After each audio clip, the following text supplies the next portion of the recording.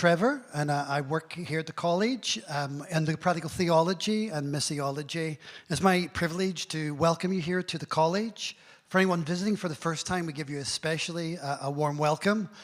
And it's nice to see a place full of embodied people here and an audience online as well. So welcome to those that are on social media and other platforms.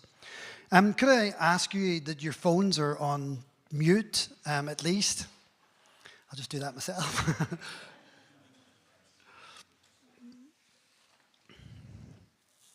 Thank you. In 1916, Scottish evangelist John Douglas Drysdale settled in Birkenhead and gathered around him a following, which soon became Emmanuel Church in Claughton Road. His fervent preaching challenged young people to be trained in reaching out to the needs of people worldwide. Emmanuel Bible College began training missionaries on November the 11th, 1920, with the grand sum of 3 students. In 1997, Emmanuel Bible College, Birkenhead, ceased operation and became an integral part of NTC. And in 2004, the Emmanuel Center, a new library and classroom unit, was opened to mark that transition. The mission interests of EBC were carried at NTC first by the Emmanuel Center for Mission Study, then the Center for Evangelism and Church Development, led by Momentum UK, and currently the missional studies and practice at Nazarene Theological College are embedded in the overarching practical theology.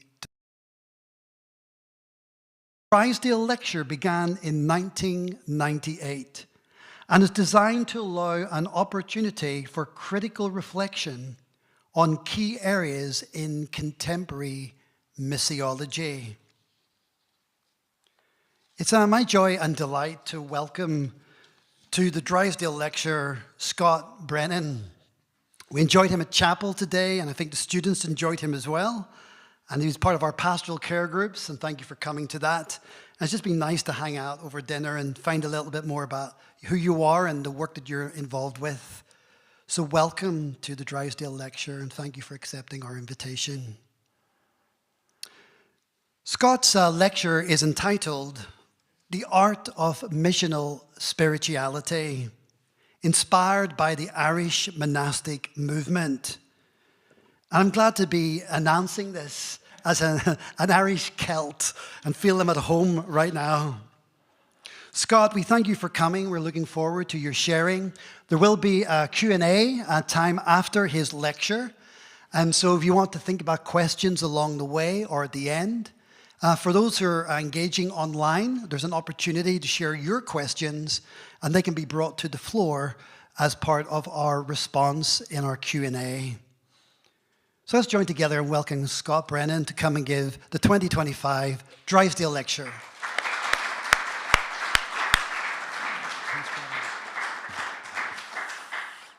Thank you, Trevor. Well, it's wonderful to be here. You will hear from my accent that I've got a good northeast accent. I come from Perth originally. That is the real north. When people say to me, you know, the north, I say, no, there is a wall and then there's a further north. It's like Game of Thrones, you know, but just no giants. I love this subject of the Irish monastic movement. My surname is Brennan.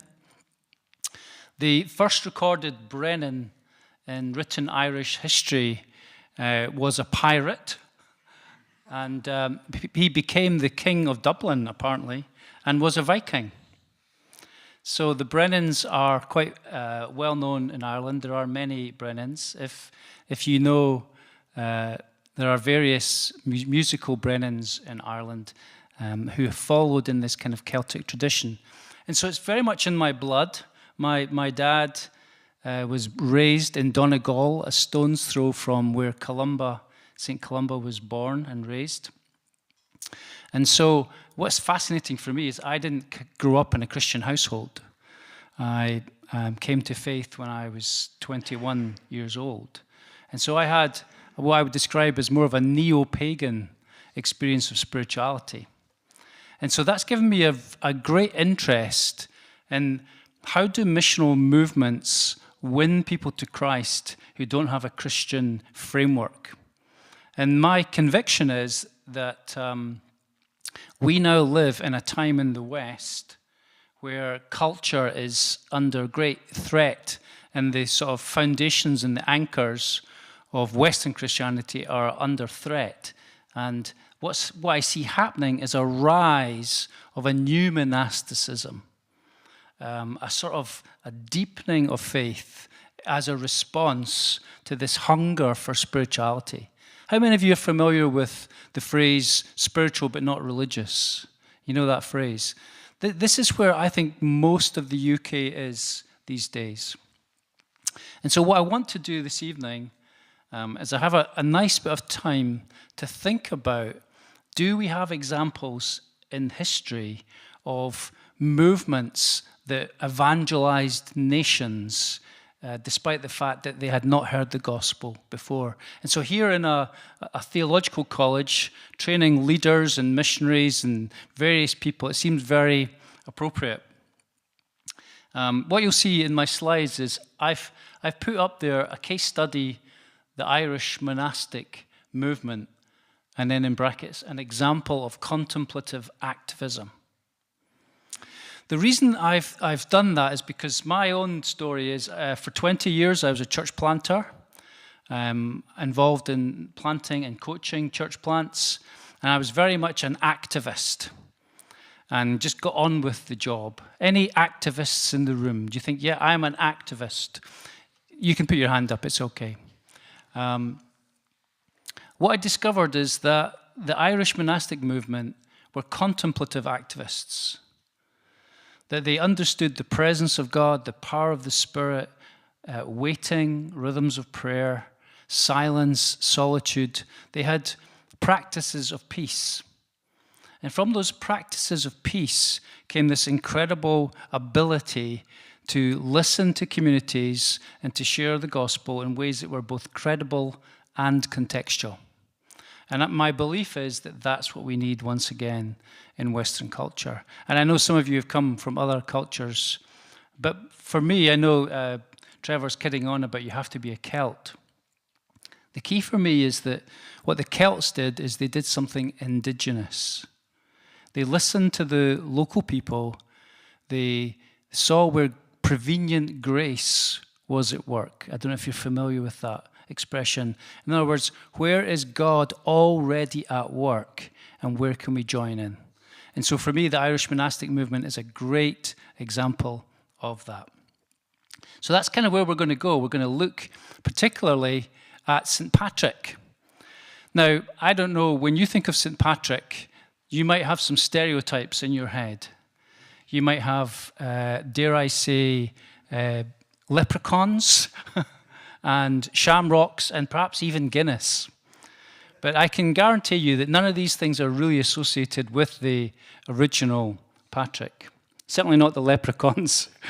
What we do have is, in the 5th century when Patrick was alive, his writings, the confessions and his letters, are few of the original source materials that tell us about that period of history. So we do have some clear historical examples of what happened in that period and his life. And what's fascinating to me is that the real Patrick was actually someone that suffered from insecurity. He didn't really believe in himself, and neither did the people round about him. And I always find that quite encouraging, that he wasn't a hero with 1,000 helpers. He was a man who had experiences that took him to a place where he was absolutely dependent on the grace of God. So we're going to discover more about Patrick. Before I do that, I want to give you just some definitions.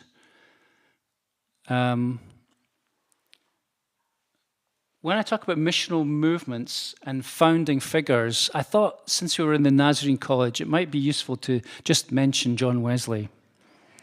I'm sure you've heard of John Wesley. Wesley is a founding figure in a missional movement, and I would suggest that Methodism is another example, and the Wesleyan movement is another example of a missional movement that understood how to contextualize things, how to train people, and how to release a movement. And so I want to be clear that when I talk about Patrick, I don't mean that he was such an outstanding leader that that's the reason it happened. Like Wesley was an outstanding leader, but what he did is he released a movement through the work of God and the people of God. And that's what you'll see in Patrick as well. And so what I don't want to suggest is that we need superheroes of the faith. What I want to suggest is that we need the complete body of Christ recognized and released. And I really believe that's what you do here as a college. So I've put that up there. Their influence and example created an apostolic ecosystem. And whenever you study missional movements, whether they're modern missional movements, such as in Iran right now, there's an incredible missional movement happening. It has an ecosystem. It has elements that are part of it that create the life of God and reproduce the life of God like a spiritual DNA. And we'll see that when we look at Patrick and the Irish monastic movement. And then I love this quote. This is from the life of Germanus. Germanus was a bishop in Gaul in the 5th century, and he was Patrick's mentor. And I'm not quite sure how to take this quote, but he says, "Almost all of Ireland, including Trevor, despising the sea, is migrating to our shores with so many philosophers." And so the background is that this is the time when the Roman Empire is collapsing. You've had a Roman Empire for hundreds of years, and then the barbarian hordes have come from the east. The Huns, who then pushed the Goths, and everything is pushing the Roman Empire to ruin. And they're looting cities, and they're destroying churches. They're destroying libraries. And Bede says it was just the most incredible time of upheaval. Bede is one of the earliest English historians. What happens is that Patrick believes that Ireland is basically the end of the world. Because if you think about the Roman Empire, sort of Ireland is over here. Ireland had not been taken over by the Romans. It was completely independent from the Roman Empire, although there would have been trade. We've actually got examples of Roman wine discovered by archaeologists in Ireland. But Patrick believed that that Ireland was the end of the world, so he thought in terms of the Great Commission: preach the gospel, go to all the world until you reach the end of the world. And so in his mind, that was Ireland. So Ireland is the end of the world. And then you have this other context where the Roman Empire, which has been the place of stability for centuries, is collapsing. So not only does he think it's the geographical end of the world, he thinks it's the eschatological end of the world. He thinks it is the end times. And so he has this motivation to really push into what he's doing. And so we'll cover some of that. But let me give you a definition of what I see as Christian mission. This comes from a Dutch theologian, Stefan Paas, who, if you're interested in missiology, he's really an expert in the European sort of context. How many of you have heard of Stefan Paas? Trevor, you put your hand up. That's good. He's a little bit cynical about a product-driven way of doing things. He doesn't want the church to fall into the trap of creating cookie-cutter approaches, one-size-fits-all approaches. He wants it to be much more organic. But this was his definition. Christian mission is the way in which Christianity crosses social, cultural, and religious boundaries and gets connected with different contexts. Mission is about the capability of the Christian faith to enter new contexts, connect different groups, inspire new generations, and impact societies. So that's what I mean by a missional movement.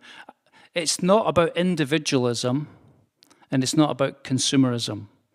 And so the reason I think that this is important for today is that in our culture now, it's strongly individualistic, strongly consumerist. And what we're going to need is a counter culture to that kind of mindset. We're going to need much more communal thinking, and we're going to need much more sacrificial thinking. And that's what you see in the life of the monastic communities in the time of Patrick. So Patrick was inspired by the desert fathers and mothers. There's a countercultural reaction to the institutionalization of Christianity. And so the people like Patrick were like sacrificial and communal in their thinking. And we'll see that when we come to some of his life. Earlier at chapel, I made a bit of a bold statement, which was that peace is the potting soil of mission. Peace is the potting soil of mission. There's a real danger, I think, that we create programs to do mission, or programs to plant churches, or programs to create Christians. But what I think you see in missional spirituality, and so, you know, if I'm talking about the art of missional spirituality, there is a personal spiritual formation that takes place in the realm of peace. And if you think theologically, that makes sense. It's peace with God. But it's not just peace with God, it's peace with self. And it's peace with neighbor. And what I suggested earlier was that the apostolic sense of being sent comes out of that place of peace, which I believe is what Jesus was referring to here. So I don't know if there's a recording of this morning probably somewhere, you might be able to get hold of it. But the word sent in New Testament Greek, apostello, where the word apostle comes from, a missional movement is a collection of sent ones. So when I use this language of an apostolic movement, that's what I mean. I mean, it's a people who are released. I'm not necessarily talking about individuals who may or may not have the gift of apostle. I'm talking about the whole people of God feeling as if they are all sent. It's not just a few heroes of the faith. It's every one of us. The Father sends the Son. His ability to send us comes from the place of peace. When the angels announce the arrival and the birth of Christ, they quote from Isaiah 9. And one of the names they give to Christ is not only is the government upon his shoulders, so that's the authority to be a sent one and sending others, but he's also called the Prince of Peace. And so peace and authority go hand in hand. And so when you look at missional movements, whether they're historic like the Irish monastic or Wesleyan movements, you will see those things together. And the fruit will show you that that's in place. So it's a Christ-centered movement empowered by the Spirit. Peace be with you. As the Father has sent me, I am sending you. And with that, he breathed on them and said, receive the Holy Spirit. So you can begin to see this ecosystem emerging, this place of peace, this place of sending, this place of the Spirit. And you sort of think of a forest. In order for a forest to grow, there needs to be all these various elements in place in order for it to flourish. And so I'm going to go over some of those things in the life of Patrick and the Irish monastic movement. So, you've got to love a map, if you like maps. This is for me, the map. What a map shows is the number of people who were sent from Ireland and sent to Ireland. So I just want to reinforce the idea that it's not about a hero with 1,000 helpers. There's a real danger in celebrity Christians these days, isn't there? And because of social media and the ability to create a platform, and perhaps someone's a very gifted individual, and so they get onto social media and they become a celebrity pastor or a celebrity worship leader or something. That's not what I'm talking about. I'm talking about a whole ecosystem of spiritual formation that created empowered and mature people. And so what you see there is, I've named 3 in particular, Patrick, Columba, and Aidan, but you'll see there I've put Bridget of Kildare up there. Ireland has 3 patron saints, very Trinitarian. Patrick, Columba, and Bridget are all patron saints. And the good thing is they were all actually in Ireland, unlike George, who I don't think even existed. He certainly didn't come to England. And in Scotland, we've got St Andrew. I think his pinky bone came to St Andrews. That's the closest he got to coming to Scotland. But Patrick and Columba and Aidan was Irish as well. So I don't know if you know the story of how these things are all connected. What we see is that Patrick he's not the first person to go to Ireland. There's a record of an earlier person called Palladius being sent. But what's shown in the historical record, and he's not mentioned in Patrick's Confessions, interestingly, but he is mentioned by other historical sources. Palladius was sent and came back having felt like it was a failure. Patrick goes, and it's a completely different story, but that's because what happened to Patrick and what shaped Patrick made a huge difference in his life. And I'm going to go into some of that detail in a minute. Bridget was the next generation after Patrick. And then you get Columba, who was the next generation after Bridget.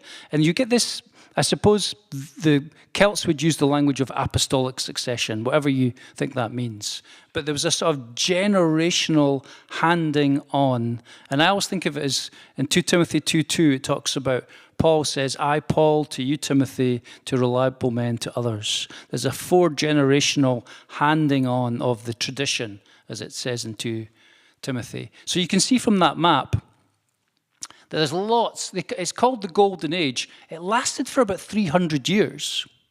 There was this most incredible move of people, and it went all the way across to mainland Europe again, into France, these countries didn't exist at that point, but the European mainland was re-evangelized by many of these Irish monks.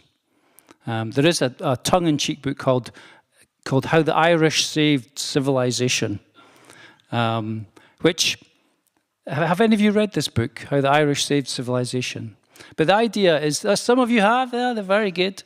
It's not that historically accurate, but the idea is that in Ireland, they were the world-class universities of the time. So they had real saints and scholars in these Irish centres, and it all began when Patrick went across there. So there are many, many examples of people.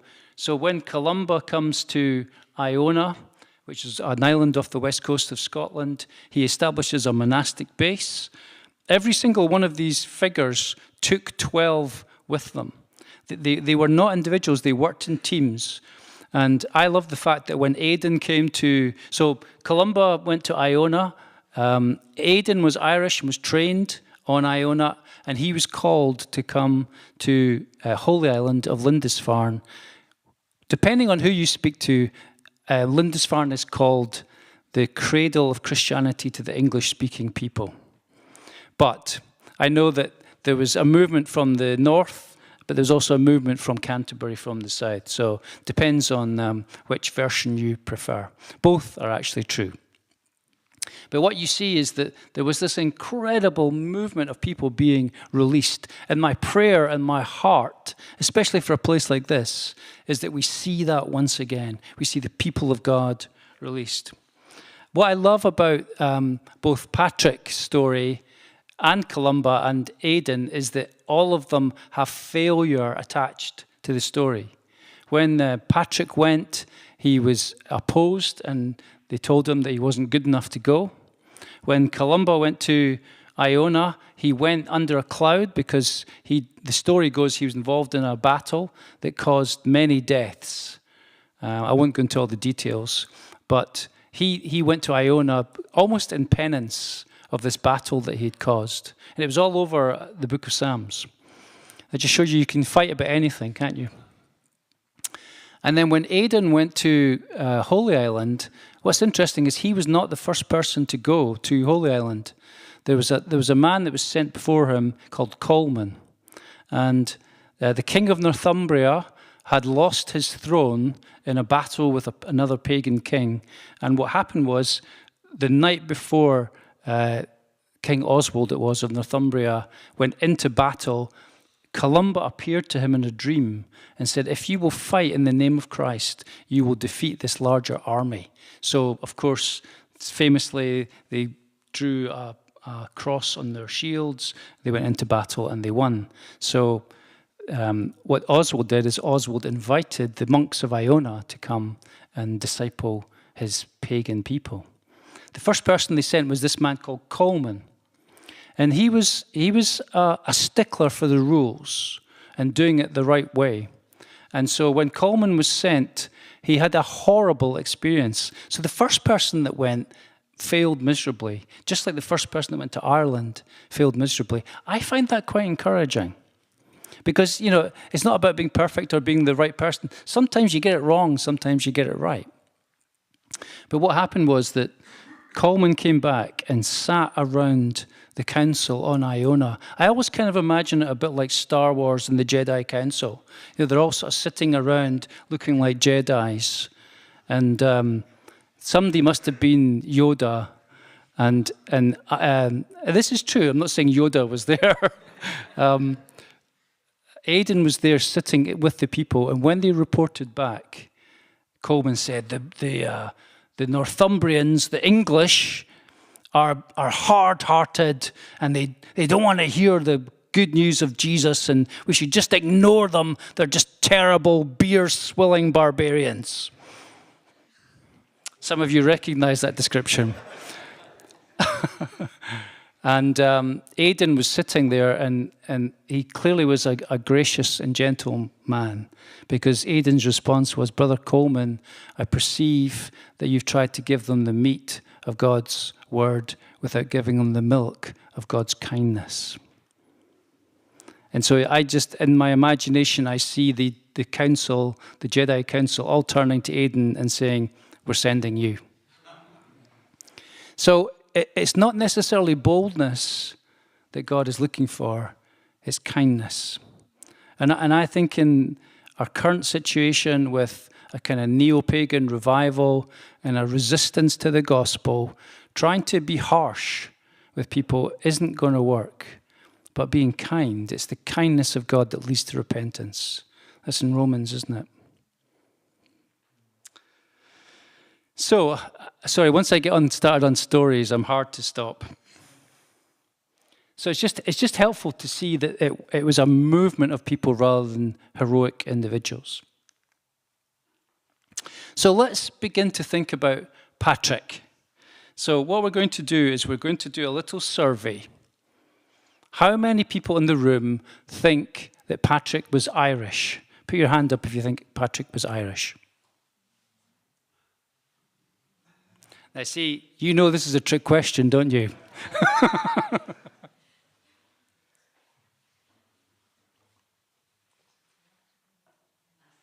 If I hadn't primed you and set it up knowing that this was a trick question, how many of you would have put your hand up and thought that Patrick was Irish?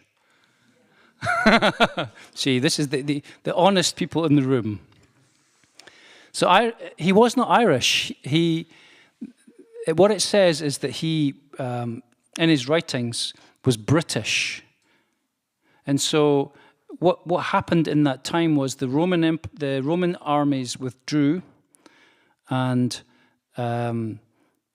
the British began to fight amongst themselves. So Britain was basically the southern part of the UK as it is now. You had the Picts, and the Scots were actually the Irish. So the Scots were in Ulster, and they came and took over the west of Scotland, which became Scotland.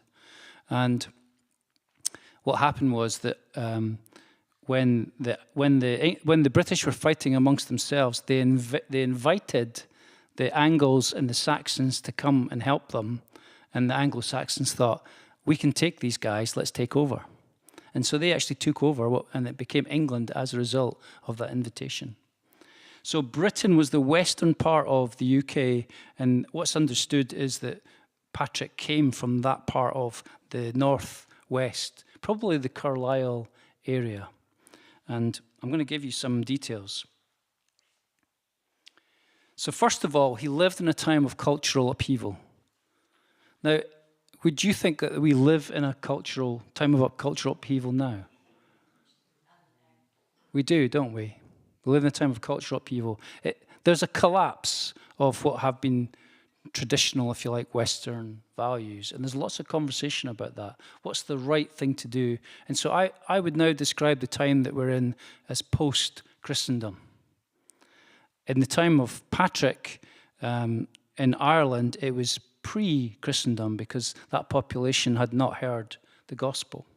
And so I think there's something about learning from a movement that knew how to speak to the pagan people. What can we learn for today from them? So it was definitely a time of upheaval. Patrick was Romano-British and not Irish. So you could impress people tomorrow when you're walking about and say, did you know that Patrick wasn't Irish? He was Romano-British. What it says in his confessions is that his father owned an estate. So he was quite entitled. He came from a Roman background, entitlement, and that tells you something. When you read his confessions, he was captured as a teenager, and he definitely had sort of turned his back on God because he was very entitled. So a cultural upheaval and a people who feel entitled. That's the kind of context that he was in. Now, here's the interesting thing. He came from a religious family. What the Confessions teaches is that his father was a deacon, and in those days, a deacon was quite an influential role, and it says that his grandfather was a priest. So he grew up. He was a PK, basically. He was a pastor's kid. He grew up in that world, but he rejected it as a teenager. You guys know the expression a PK? Some of you are nodding, yeah. Some of you probably are PKs in the room. You know what I'm talking about. You're growing up and your family are all religious and you just can't be bothered with them. And then you get to an age where you decide actually they knew what they were talking about.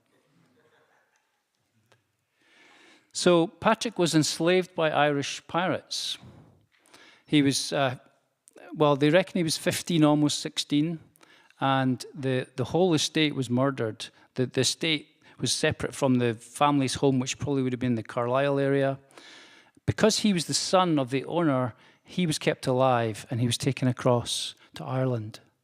And he was a slave for 8 years, which that began to shape the man. From his place of entitlement, he became from the highest level of society to the lowest level of society. And that emptying process, in theology they talk about kenosis, the self-emptying of Christ, just did the deep, deep work in the man. And what it says in Confessions is that he prayed 100 times during the day and 100 times during the night. Sometimes hard conditions make you lean into God, don't they? And that's what you see in the life of Patrick, is that his apathy became a deep passion for the presence of God, and he really learned how to pray. And when you look at the monastic movement, you can see that in their culture. They understood how to pray. Now, the thing I love about Patrick is he adopted and adapted. He did both. He would look at where God was at work, and then he would baptize a culture in the gospel. What I love about this story is that the first person who comes to faith when Patrick goes back, and he goes back many years later. They think he was probably something like 40 when he went back. The first person who converted to the faith was the son of the slave master. The man that captured Patrick, his son was his first convert, which is very redemptive, isn't it? That Patrick did something in his heart with the people that caused him so much pain. And I think that's very significant for the art of missional spirituality. Sometimes our culture will reject us and hurt us and try and enslave us. And so we need to learn how to forgive and to bless our culture. And that's what Patrick did, which is wonderful. When he escaped, he went and trained. And this is one of the things I think is really key that you see in the missional movement, is in the monastic missional movement, is they really believed in education, which is good. I'm speaking to a theological college here. They trained them to an incredibly high standard. And most of the university cities in the UK started as monastic missional bases. I don't know, can you give me some examples? I certainly know that's true of Glasgow, it's true of St Andrews. Were there other monastic bases where universities emerged? Can you give me examples? Canterbury, probably Oxford and Cambridge, they probably all had monastic bases at the start.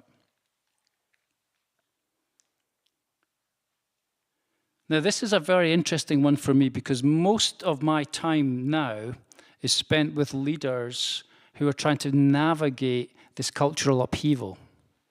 And as part of navigating that cultural upheaval, they have to deal with their congregations. And what their congregations often say is, we don't want to change, we want things to stay the same, and yet the leaders understand things have to change or else it's all going to die. Do you recognize that? And so there's this conflict between two different agendas. And Patrick was resisted by the ecclesial authorities, mainly because he wanted to go and reach unreached people groups. Whereas the people in his congregation wanted them to focus on them and to make sure that they were okay. So when you see missional movements, you're going to see that conflict. You're going to see the conflict between a more pastoral congregation and a more apostolic mindset. So that just goes with the territory. So just be aware of that conflict is just going to happen.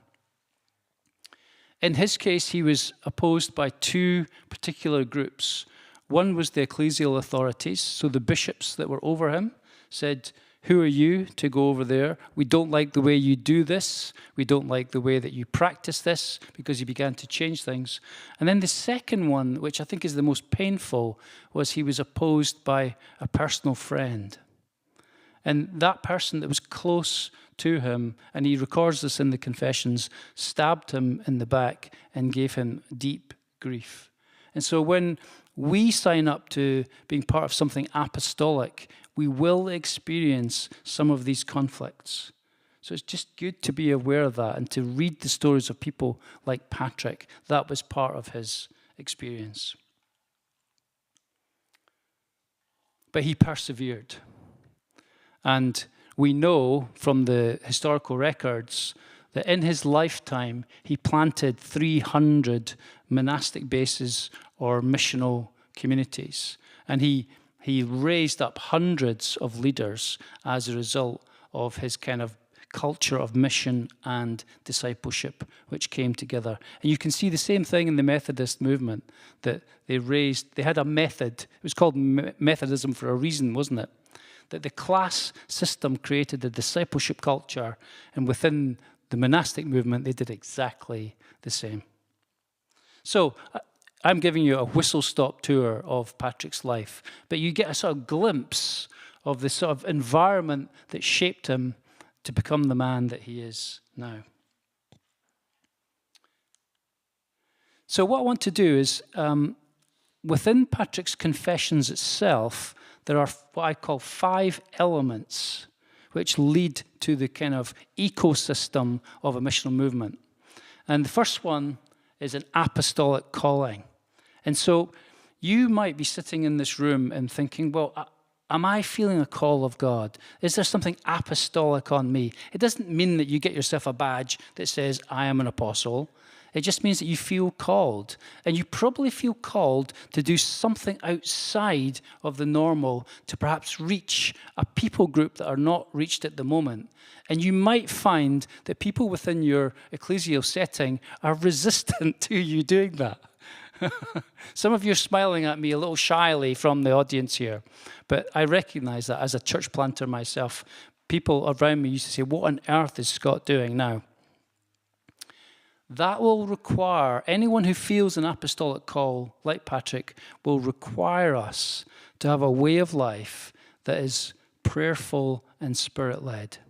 And so my conviction is, if we're going to see missional movements in the modern world, spiritual formation and our own personal spiritual development need to be a priority.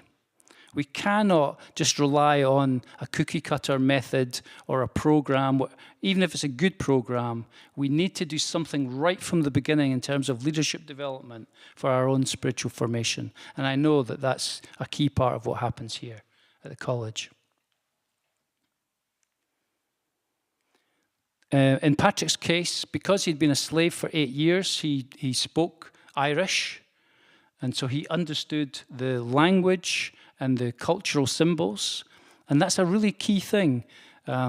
Bridget of Kildare, who was one of the patron saints of Ireland, she built a church in an oak grove, and she did that on purpose because in the Irish culture, which was a Druidic culture, the oak tree was a sacred symbol for them.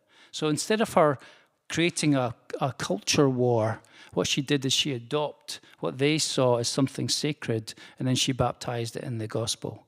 And so the name Kildare means, in the Gaelic, means Church of the Woods. You know, wherever you see a town that's got K-I-L, it means cell. The cell of it would have been a monastic cell. So in Scotland, there are lots of towns that, Kilmartin and Kilmarnock, and there's lots of places that have those kind of names. It basically was a monastic cell at one point. Kilmarnock was the cell of a saint called Marnock. And so Bridget would take the language and use that language and change people's understanding of the gospel as a result of that. I gave an earlier example today when Columba went to the king of the Picts. The high druid came against him and cursed him, and Columba cursed him back, and this man was blinded for 3 days. And at the end of 3 days, Columba went to this high druid, and because they were highly supernatural in their practices, he laid his hands on this man, and he said to him, "Christ is my high druid." In other words, in your culture, the high druid is a place of guidance, is a place of wisdom. And so we need to learn to do that, to take cultural symbols and to recognize things in our culture and to make them contextual.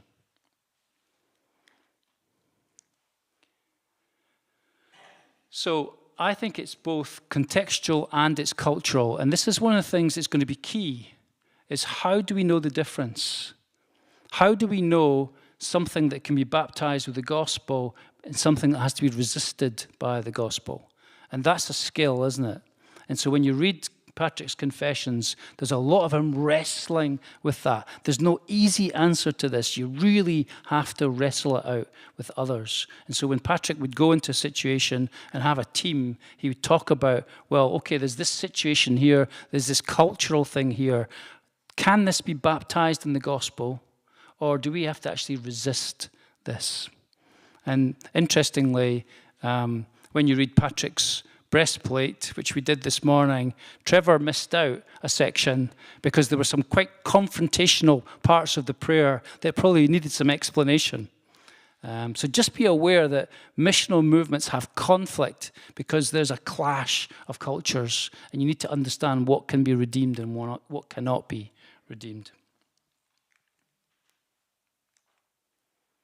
Now, the interesting thing is what Patrick did is he took ancient spiritual practices because he was inspired by the Desert Fathers and Mothers, and he integrated them with contemporary practices. And so what you'll find in a missional movement is you have both. You have the ancient and the new. And what I'm observing from just the people I talk to in the UK, certainly, is one of the fastest growing areas of growth and mission in the UK is young people in cathedrals. There's a move, because of there's so much instability in our culture, people are looking for anchor points. They're looking for rootedness. They're looking for legacy in history. And so my conviction is that if we're going to see a real impact in our culture, we'll need to have this combination of the ancient with the new. Now, in my mind, sacraments is the ancient. So how do we take sacramental practices? How do we take prayer practices? How do we take worship practices? Ancient spiritual practices, but combine them with the new. That's going to be a key skill in modern missional movements. And then this thing about training and raising up leaders. Within the new monastic tradition, which I'm a part of, I'm one of the leaders of a new monastic community called the Community of Aidan and Hilda. And we talk about a way of life, and we talk about soul friendship. There are key things, practices and values that we have, but you have someone like a buddy system that walks alongside you. So these things all come out of Patrick's Confessions. You see them all there. So let's land the plane. Why is it relevant today? Because you might be sitting there thinking, well, that's very nice, Scott. That's a history lesson now for someone from Scotland or maybe from Ireland, and they like Guinness or whatever it is that they like. They on St. Patrick's Day, they like to go to a party, and that's fine for them. What I'm talking about is the re-evangelization of Western culture. That's what I'm talking about. I'm talking about finding indigenous ways for the gospel to make sense in our culture today. And can we learn from historic movements, whether it's Methodism or whether it's the Irish monastic movement, and can we adapt them cleverly to what's necessary for today? Again, back to Stefan Pass, who's a church planter. He's a theologian. He's a smart guy. He said, today's main task is not to plant as many churches as possible.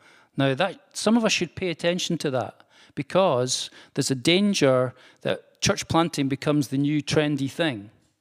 And what we do is we end up like 10 churches trying to all reach the same students. Like in Glasgow, where I coached some of the church planters, there was one particular postcode in Glasgow where the leading of the Spirit led everyone to the same postcode. And I'm like, I don't think that was the leading of the Spirit. I think that was your cookie cutter approach. They didn't really like me saying that, but that's what I told them. Today's main task is not to plant as many churches as possible, but to develop new ways of being church. So it might not look like church. Patrick did not plant parish churches. He planted monastic missional bases. That had not been done before, and that's why the bishops were upset with him. We desperately need contextual and credible churches. So contextual is, how do we baptize something in the culture? It's credible because of a person's way of life. When people met Patrick, they thought, this person knows God. This person lives a way of life that's credible, that I would want to imitate. And so that combination of contextual and credible is really critical. And so you see that there. Contextualization, the building of bridges to different groups in a plural society, credibility, integration between message and communal lifestyle. So it's not about being an individual, it's about doing something together. And then this is where I'm going to close before we go to Q&A. These guys, Craig Ott and Gene Wilson, have written this incredible book called Global Church Planting. Have you come across it? It's an excellent book. And they've looked at various missional movements across the world, including China and Iran and various other I went to South America a few years back to see the cell church model just multiplying as a missional movement. It was incredible. I went to church meeting with 10,000 people, and there was 3,000 people outside who couldn't get in. And I was like, wow, this is an unusual experience for me. They laid out 5 principles that they say are common to missional movements everywhere at all times. So they are dependent on the Holy Spirit and therefore prayerful. Someone asked me recently, because I was a church planter and church planting coach for 20 years, and I was personally involved in planting 4 churches, all of which are doing okay now. They said to me, what would you do differently if you could start again? And immediately I said, I would pray more. I didn't realize how little I prayed. I was too busy doing the program, the product. So dependent on the Holy Spirit, gospel-centered with an emphasis on transformation, not just people being saved from sin, but a life holistically being transformed to the point that people look at that life and think, Jesus is real. So it's a different kind of discipleship model. A grassroots movement focused on community, so it comes from the bottom up. Missional movements begin often on the fringe of things rather than the center. And so if you are feeling that apostolic call, you'll probably feel yourself being pulled to the edge rather than being pulled to the center. And just recognize that that's okay. They knew how to multiply their spiritual DNA, so they had a core value system. If you think of what the Methodists did, and then they trained people into that spiritual DNA. So everybody shared those values, and they multiplied. And then finally, influenced by external factors, but remained contextual. And so in the life of someone like Patrick, he was enslaved by pirates. He learned a new language after 8 years, but he dealt with his bitterness and his anger towards those people in a very supernatural way. When you read his stories, it's actually full of dreams and angelic encounters. He had a personal angel, according to his confessions, and the angel's name was Victor. It's like, that's not the name I would choose for an angel. But when you think about it, a victor, Patrick overcame his circumstances and became victorious in Christ. So what I want to do is just finish with this and then go to Q&A. So in a post-Christendom, neo-pagan culture, we need to learn ancient spiritual practices that equip us for the 21st century. Those elements include spiritual discernment and prayer, a culture of discipleship and mission, a framework for reproducing DNA, an ecosystem that creates leaders who are adaptable and grounded, and soul friendship to help us navigate unknown territory. Thank you.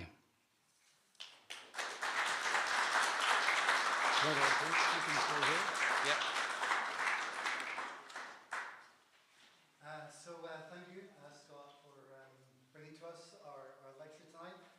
We do have time for questions. We'll probably take about 20, 25 minutes. So if you have a question in the room, it'd be good to be brave enough to come and speak to one of the mics so everyone can hear you with the question. And we also invited questions online that could be shared with us. So if there are any of those, he's our librarian. He's going to come and share those from one of the mics. But there's a chance just to ask anything you'd like to ask. So it'd be great to come to the mic. Steve, thank you.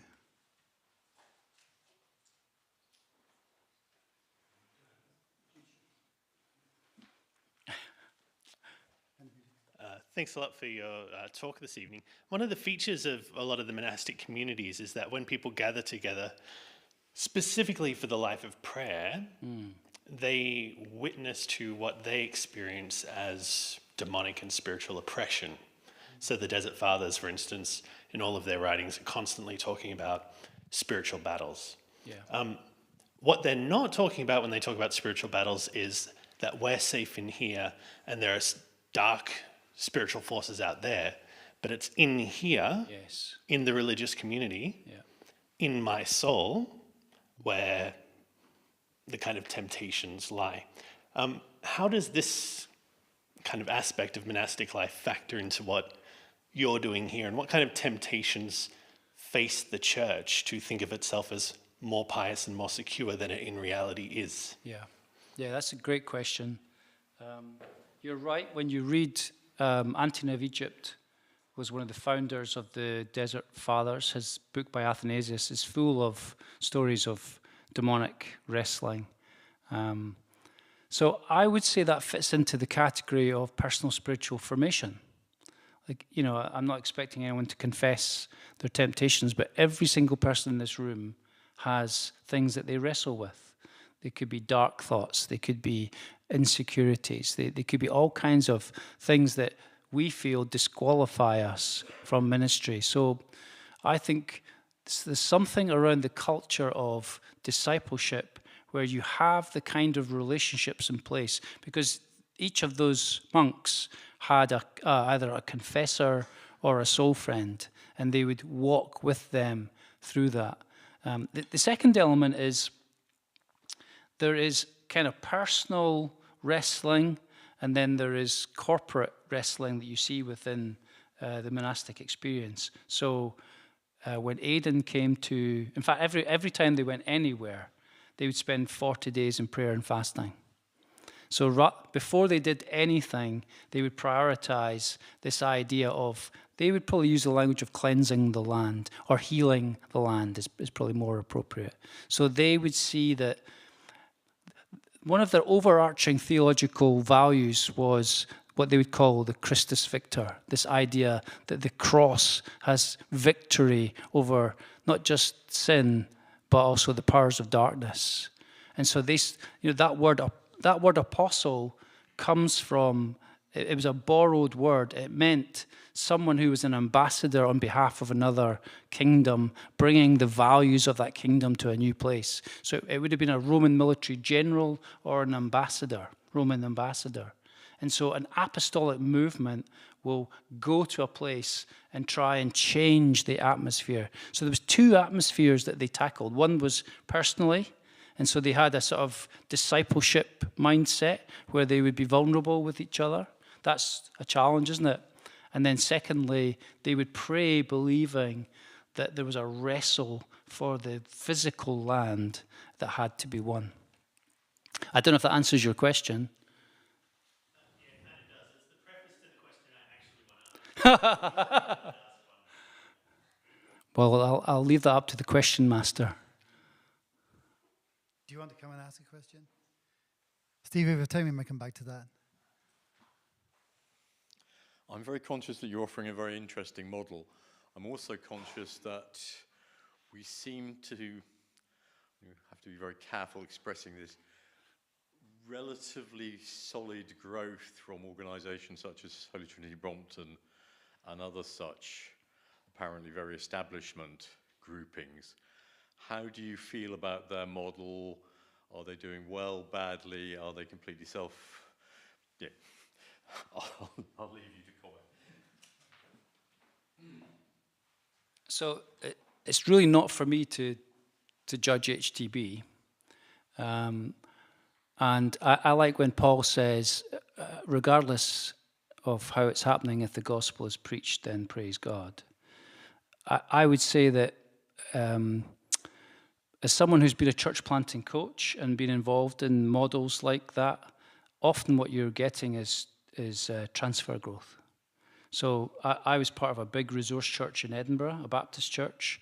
We had 24 staff, and it was an HDB model. And what tends to happen, not every time, because church planting it shows on record is the best way to win new people to Christ.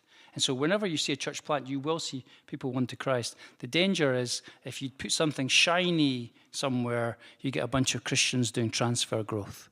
So my heart would, what you see in the Irish monastic movement is it wasn't transfer growth, it was new conversion growth. And ideally, that would be the best for me. I think what HDB have done is they've recognized what they might call a cathedral model, so that you get this kind of resource church mindset that can then send out others. So I am actually in favor of that. But I think it's got to be a mixed economy. There's got to be there's got to be fresh expressions. There's got to be monasteries. There's got to be all kinds of, a mixed economy is how I would prefer to see it done. That was quite diplomatically answered. Andrew, do you want to come? And we won't mention Russell Brand. Thank you so much for tonight. I was really taken by your language about the kindness of Aidan.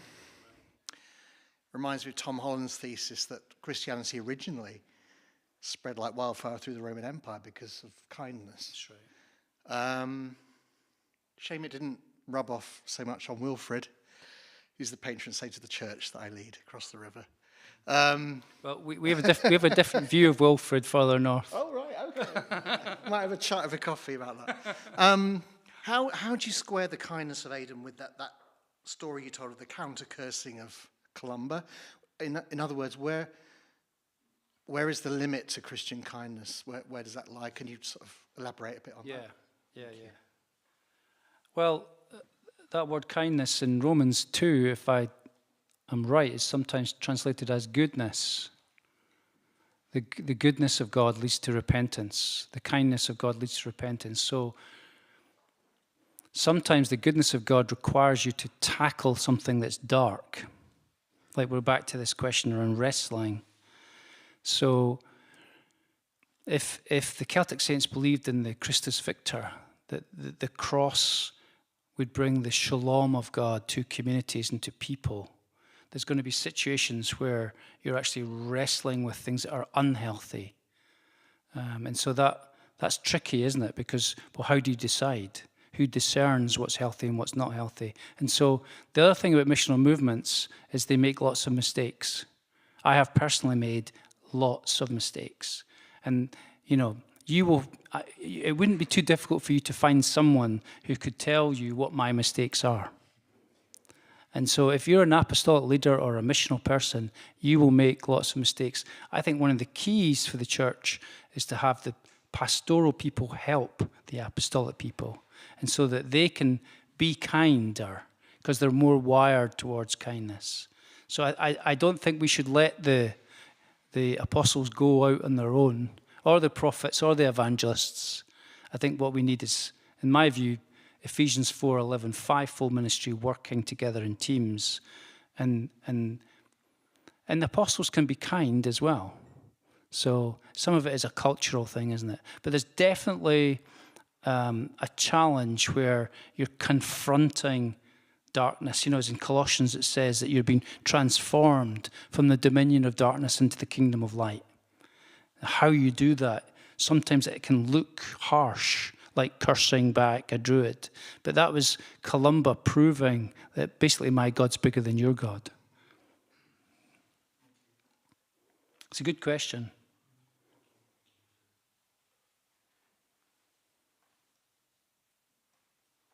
Robert's got a question from our online audience.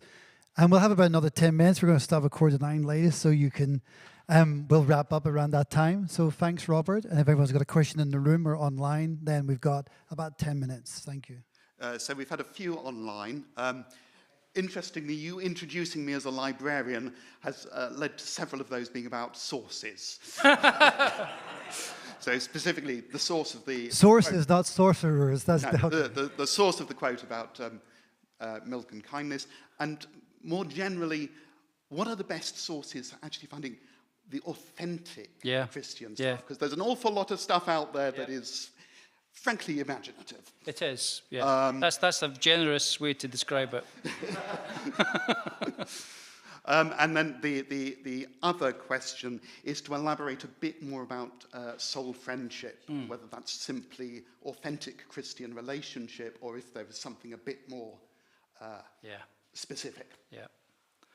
So the soul friendship question would take a whole evening, really, if I'm honest, to answer it. It's an intentional journeying together of someone that you choose to allow them to ask the challenging question: how is your soul? In the desert tradition, they had three kinds of soul friend. They had a spiritual mother and father. So the desert fathers were called Abbas and Ammas, which was a kind of father-mother figure. And I think, to be honest with you, most people think that's what they want. They want if only I had this mature older person that could take me under their wing and take care of me. those people are quite rare. And our church culture doesn't develop them or encourage them, which is sad. I had someone as a spiritual father, a guy called Ray Simpson, who was the founder of the Community of Hilda. He's an author. So I have had that experience. So that was one kind of soul friend. The second kind of soul friend was a confessor, someone that would walk with you through a challenging time.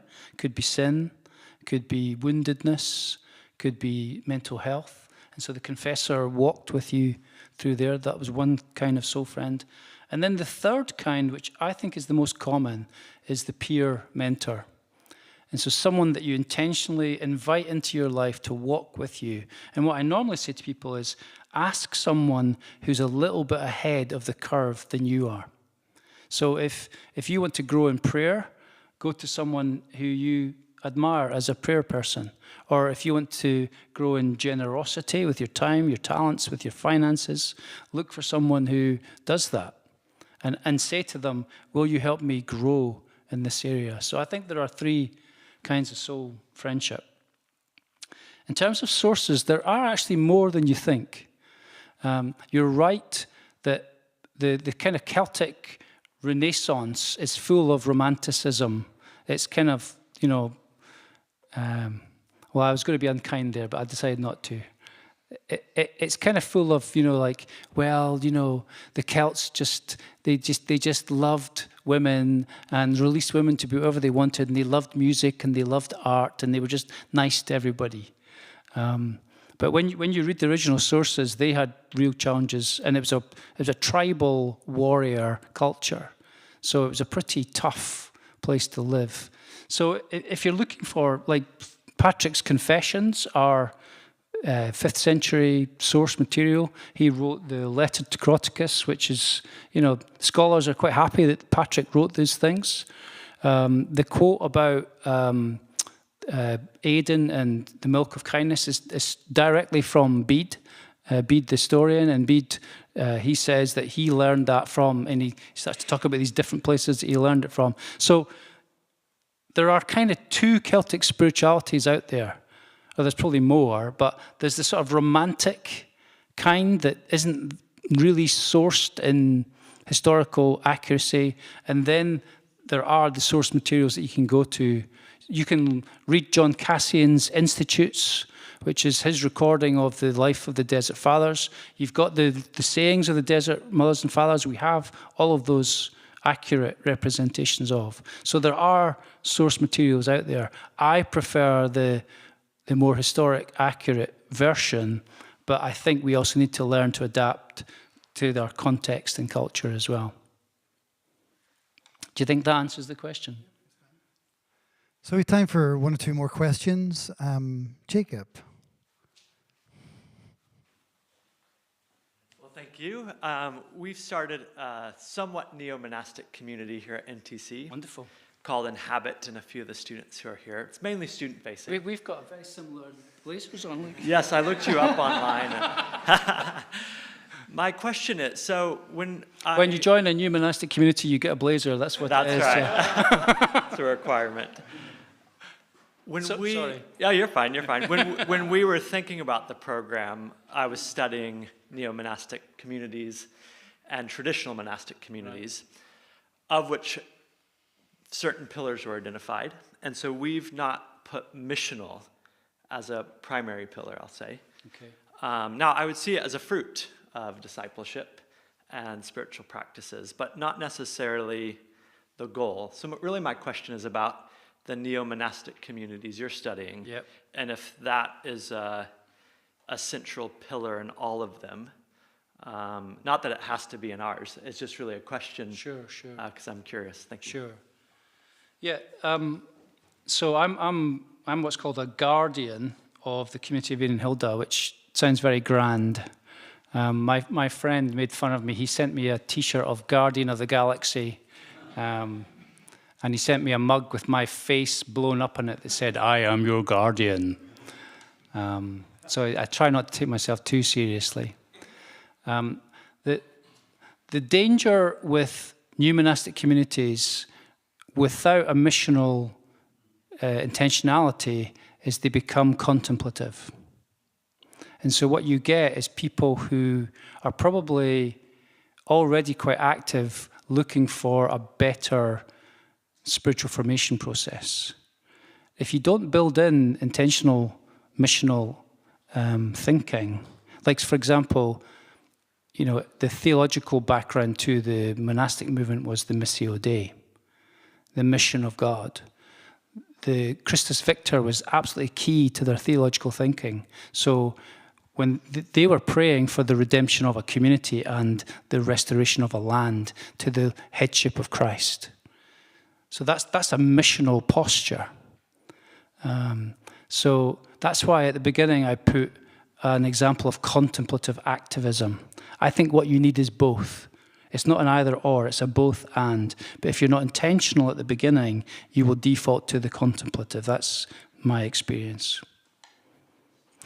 Like if you take the 24/7 prayer movement, they have a new monastic community called the Order of the Mustard Seed. And they've wrestled with this. All new monastic communities wrestle with this question.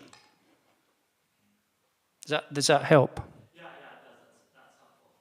Yeah, just to say, we do have activism and service, but we're not writing it as missional. But it's partially the student facing. Yeah, it maybe does it by culture at the moment, but the question to ask is, in 25 years, will this be part of our culture, or will we have defaulted to something that's mainly contemplative? I think we have time for one more question, and then we'll just... What about our friend at the back who had a follow-up question? Well, it's Steve, so don't worry about him. So he'll have a follow-up and a follow-up. Steve, we will take that if we don't have another question. Yeah, do you want to come to the microphone? You can have an audience with you later, is that okay? Thanks, Scott. I'm curious about your use of the word re-evangelization, which you used a couple of times. And I just wonder, particularly considering the stories of Irish monasticism, how helpful the narrative of retrieval is at the moment, right? Or whether actually, are we really talking about re-evangelization or fresh evangelization? I think the difference with the Irish monastics is that Ireland had not heard the gospel at all. So that was a completely fresh mission field. I think it depends where you are in the world. I think in the UK, it depends what generation you're speaking to. Because some people have a church experience. It might be Sunday school when they were children and they might be retired now. So I think we're back to context as far as I'm concerned. Maybe re-evangelization is not a helpful phrase. Maybe there's a better phrase, because it sounds a little bit empire-ish to me when you say it like that. So you could think of a better word. Really what it is sharing the good news to people who have not heard the good news, and sharing in a way that makes sense to them. What is good news to them? And it's Christ-centered. That's really what I'm suggesting. So thank you for raising that. I'll be careful. Language matters, doesn't it? Yeah. It does. I think we'll bring that to an end. Scott, thanks for coming to NTC. We've loved having you today. We're glad you got off Holy Island and got through the tides just about to get here. And so we wish you well in your travels as you head back tomorrow. We thank you for coming to bring this lecture to us. We also thank everyone for coming to Nazarene Theological College. I don't know if anyone's visiting for the first time. Anyone visiting for the first time? Well, welcome especially to newcomers. We're always glad to see new people. And feel free to pop in and to say hello and get to know us. And for those who know us and have become familiar with us, we're glad you're returning. And there's always an open door and an open home for you to be part of our community in different ways. You can find that out for the website, or you'll be able to talk to people. Maybe if you already know them, seek us out. We'd love to engage with you and to be able to share with you things that we have here, and to hear from you about any ideas you might have or things you'd like to share with us. We'd like to be a listening community as we contribute to work in partnership with other churches and faiths and backgrounds to help us to be the Christian community that God's calling us to be. So I want to thank all of you for coming and for participating online, and also for being in the room. Thank you for whoever provided the tea and coffee at the beginning. That was fantastic. I'll be here tomorrow at 10:30. Scott, especially, just want to say thank you and let's show our appreciation to Scott for the lecture.